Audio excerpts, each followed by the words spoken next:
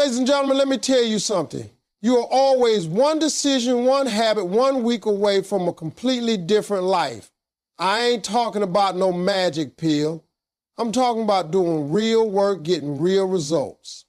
And I'm telling you from experience, it doesn't take a lifetime. Sometimes it takes 1 week of commitment to set a brand new standard for yourself. Your life changes the moment your habits change. That might sound like a simple statement, but it's one of the most powerful truths I've ever lived. See, most people think life is changed by big moments. Winning the lottery, getting discovered, finding the perfect opportunity. But I'm here to tell you, it don't work like that. Real change, lasting change, it happens when you shift the small things you do every day. That's what creates momentum. That's what builds discipline, focus, and success. It doesn't happen overnight, but it sure as hell doesn't take a lifetime either. Sometimes one decision, one small shift in routine can be the start of something major. You just have to be willing to commit to that change. You just have to understand that the power to change your life is not out there in the world. It's already in your hands. It starts with your habits. You know what I discovered? That every successful person I've ever met had one thing in common. They built their lives around habits that served their goals. They didn't wait for motivation to hit. They didn't sit around talking about what they wanted to do someday. They created structure, and the structure created results. When you commit to a new habit, even if it's small, you're telling your future self, I care enough about you to get serious today. That's what changed me. I stopped negotiating with myself.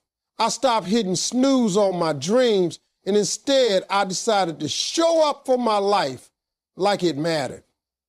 Every day, whether I felt like it or not. And let me tell you, that decision flipped a switch inside of me.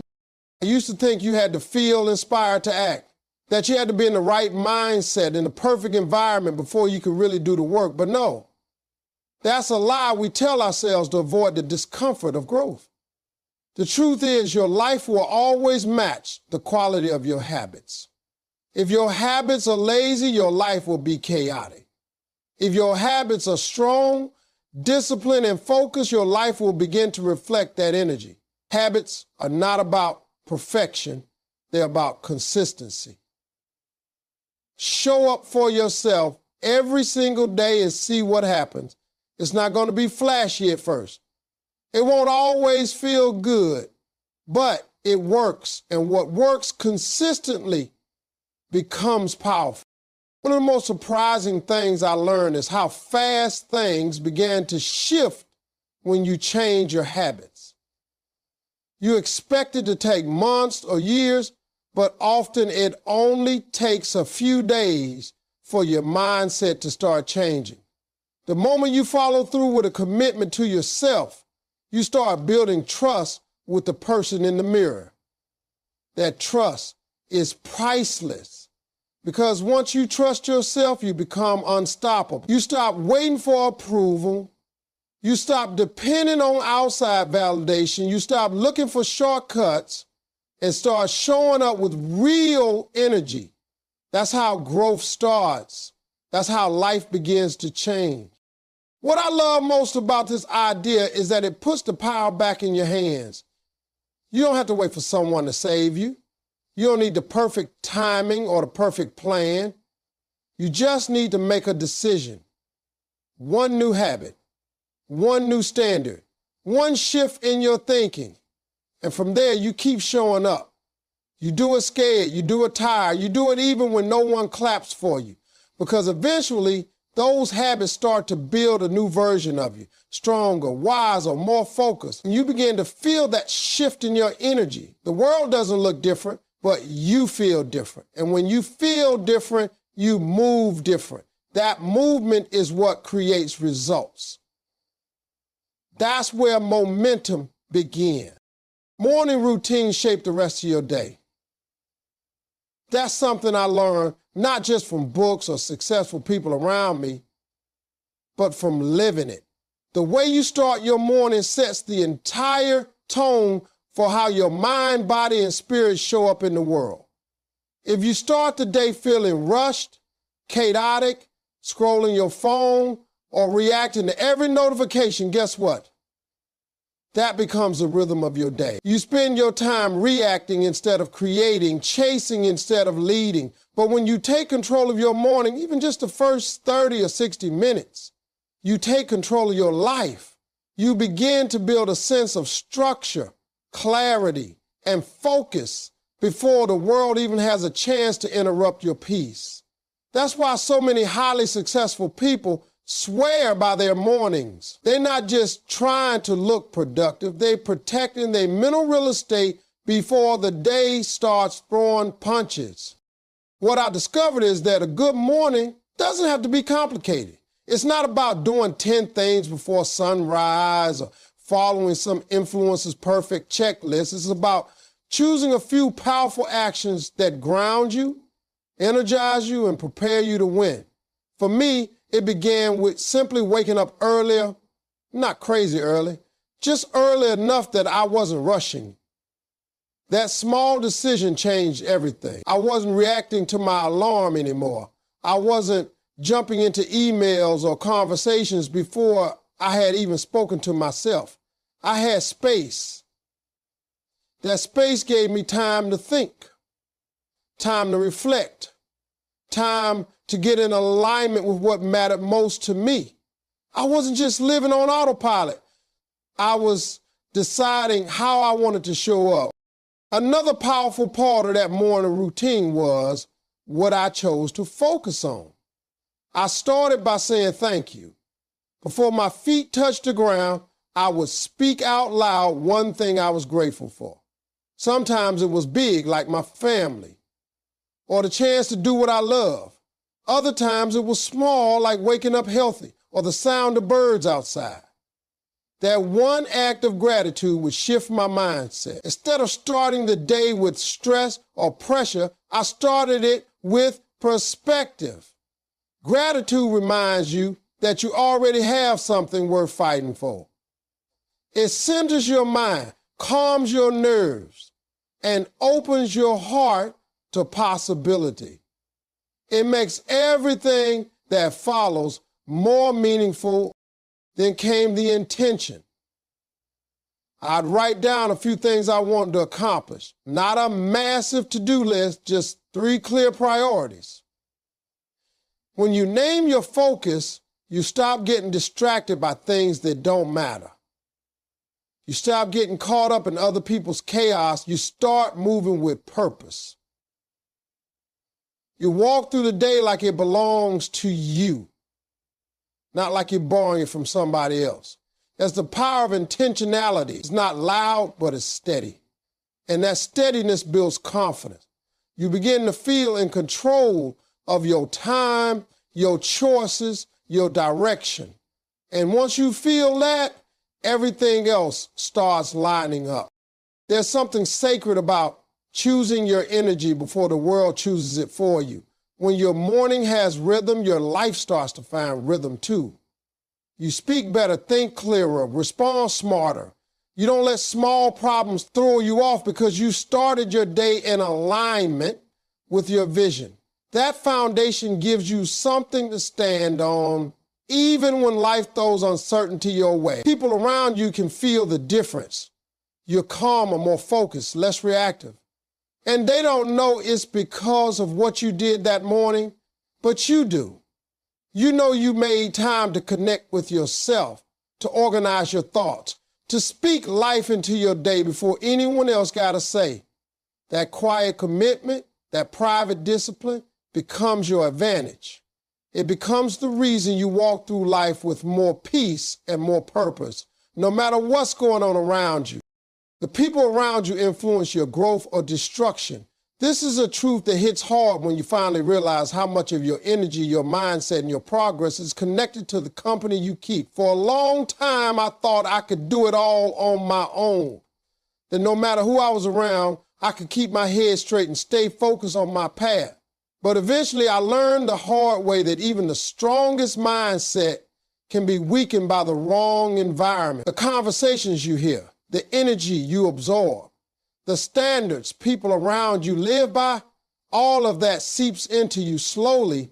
Sometimes it's so subtle, you don't even notice until you look up one day and realize you've lost your fire. You started doubting yourself, or worse, you've begun settling for less than what you're truly capable of. There's something powerful about recognizing how relationships shape the quality of your life. When you're surrounded by people who are always negative, always complaining, always talking about why things can't be done, that becomes your emotional background noise. And it wears you down. You start thinking small without realizing it. You start questioning your ambition, hesitating on your dreams, and thinking maybe it's better to just play it safe. But that mindset doesn't come from inside you. It's borrowed. Borrowed from voices that never had the courage to chase what they wanted. Borrowed from people who gave up on themselves a long time ago, and now they try to talk you out of believing in you.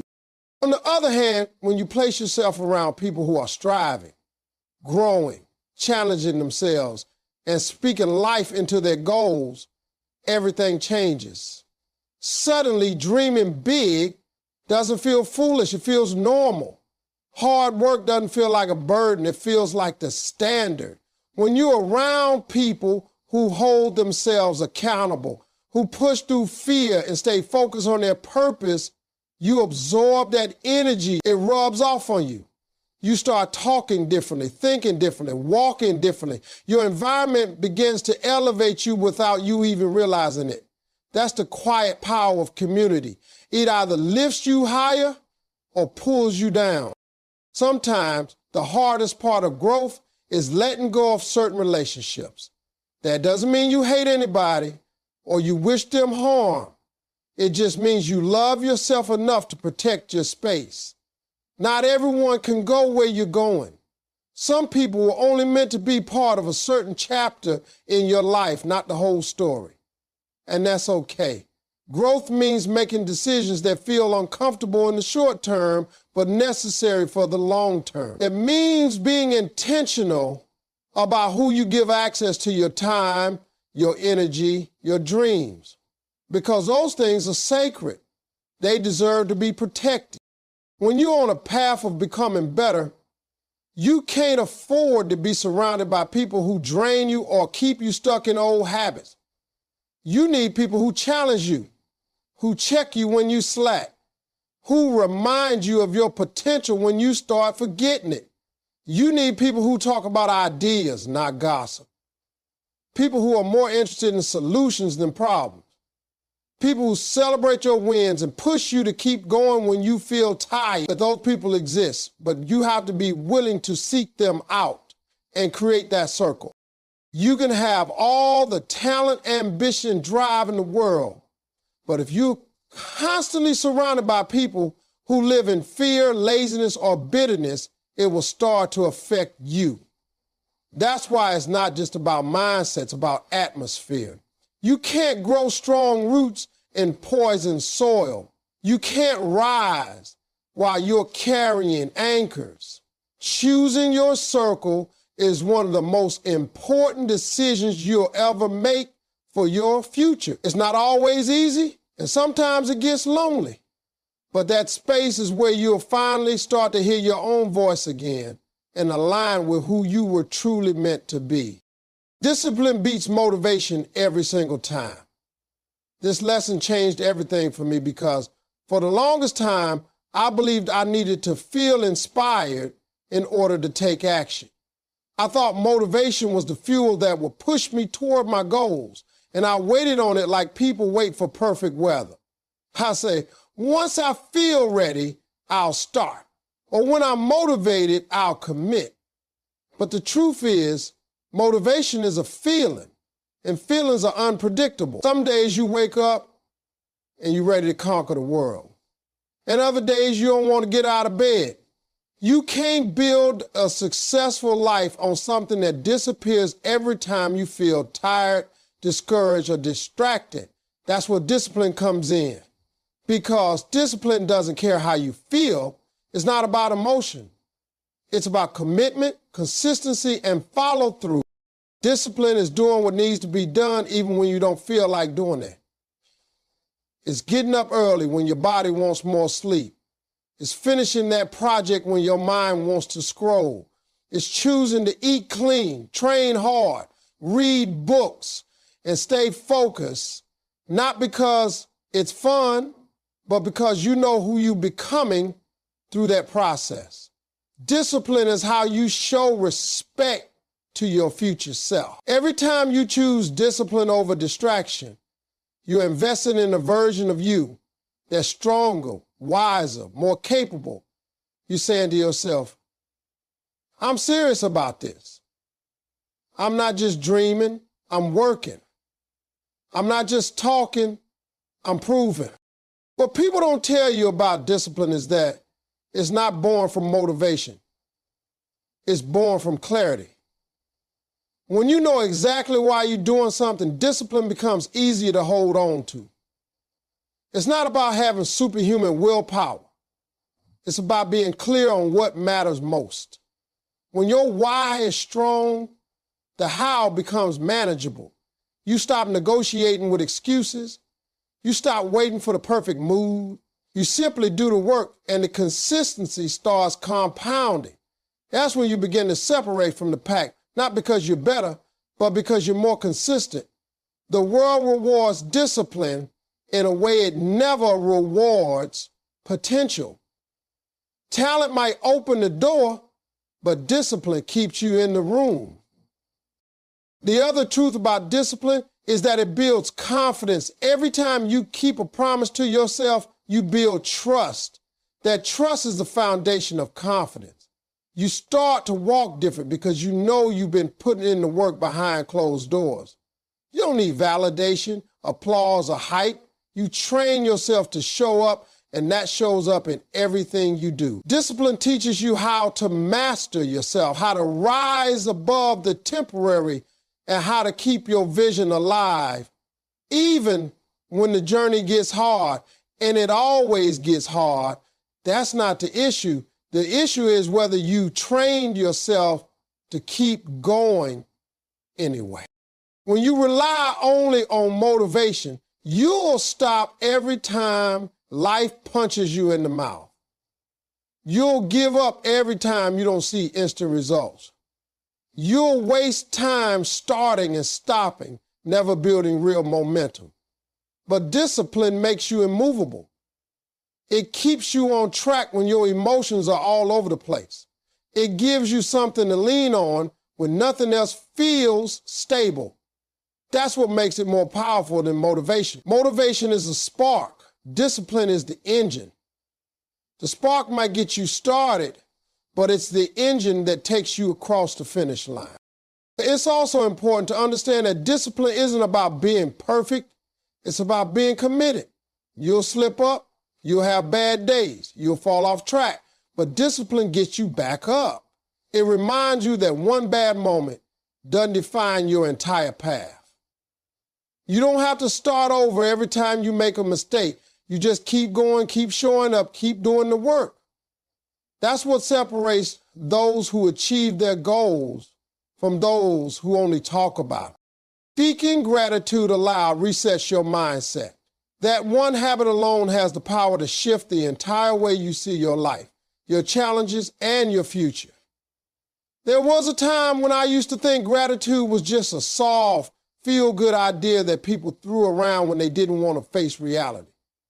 But I was wrong. Gratitude isn't about ignoring your struggles. It's about choosing to see your life through a lens that empowers you instead of defeats you. And when you speak gratitude out loud, and when you actually say the words with your voice, something powerful happens inside of you. You begin to interrupt the cycle of negativity, doubt, and fear that tries to run your thinking all day long. You take authority over your perspective. You remind yourself that even when everything is imperfect, something still is. The mind is like a battlefield, constantly under attack from outside influences, the news, social media, comparison, fear, anxiety. If you're not careful, you'll wake up every morning and start your day with a list of what's wrong, what's not working, what you lack. And when that becomes your dominant thinking, it affects the way you move. You carry stress, frustration, and discouragement before the day even begins. That's why gratitude has to be a daily, intentional act. And not just silent gratitude, but spoken. When you speak gratitude out loud, you hear it, you feel it. You reinforce it in your spirit. It becomes louder than the noise around you. And the more you practice that, the stronger your mindset becomes. I started doing this one small habit each morning. I would sit for just 2 minutes and say 3 things I was grateful for out loud. Now think about them, not write them down quietly. I spoke them. And at first it felt simple, too simple. But over time, it changed everything.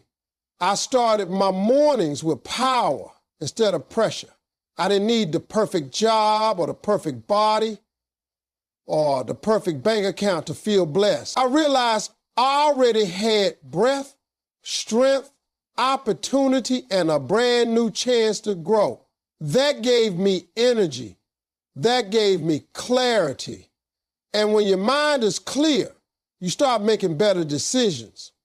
You stop operating from desperation and start moving with intention.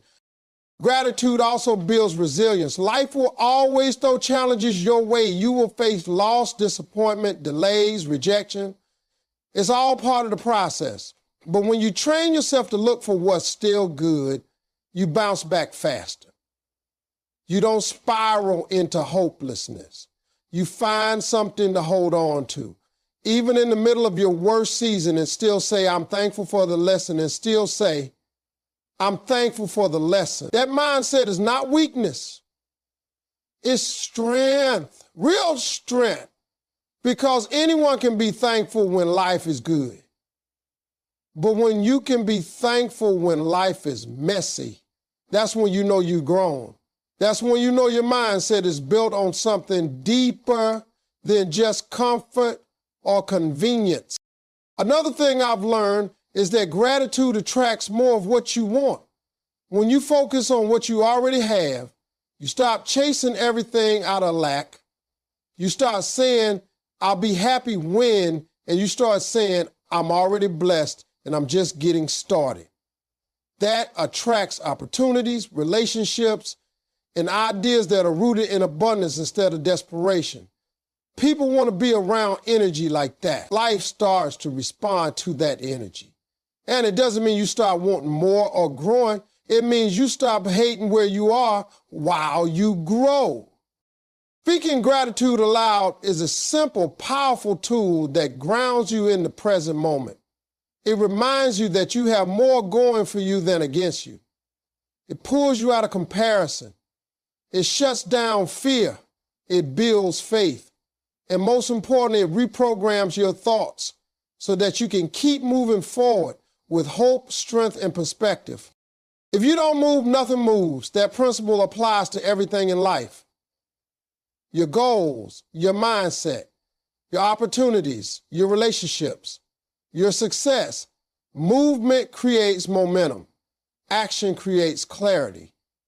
And yet so many people stay stuck, waiting for something outside of themselves to change before they take the first step.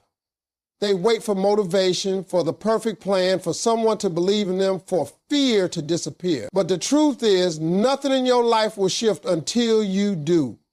You can't think your way into a new season. You have to move your way into it.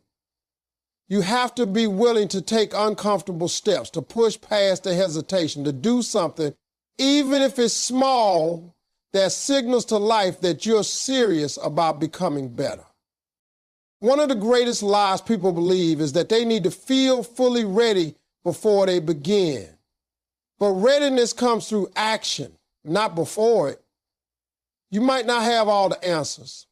You might be unsure of the outcome, but doing nothing guarantees you stay where you are.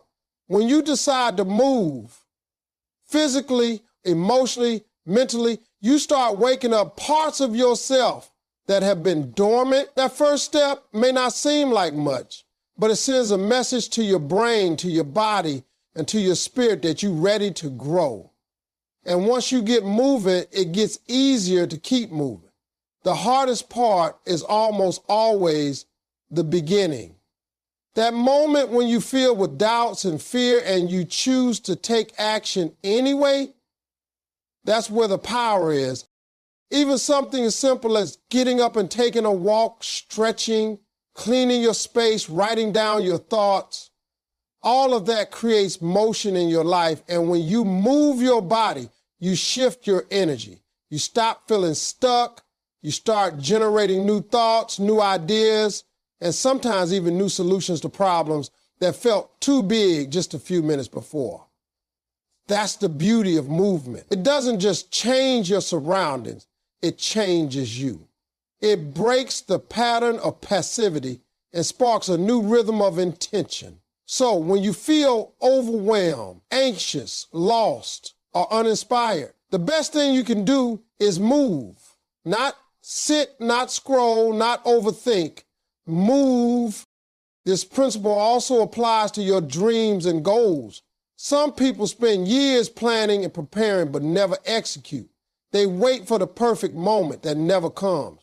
But movement doesn't require perfection. It requires courage.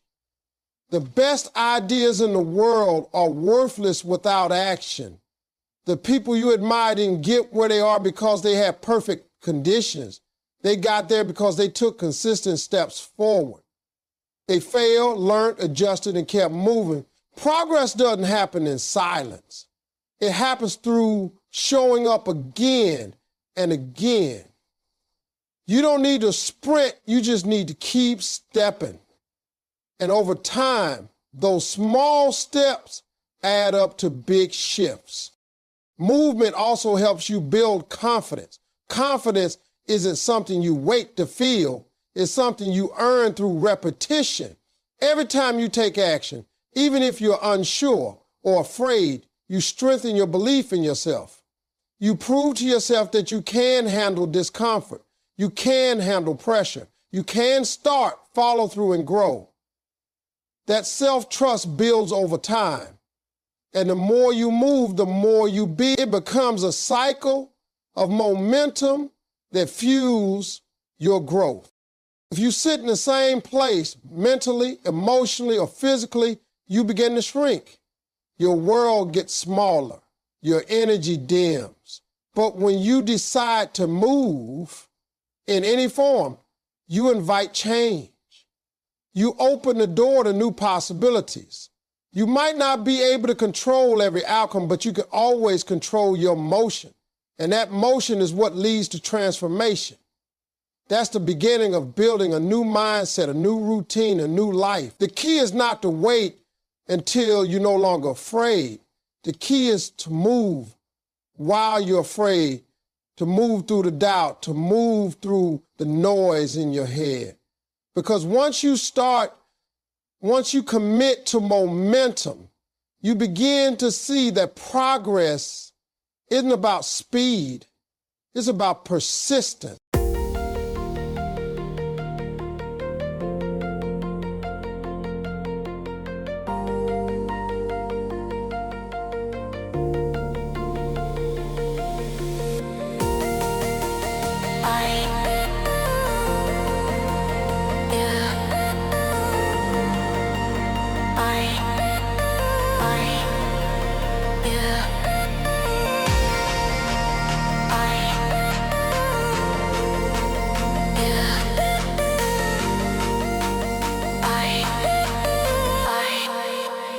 Yeah.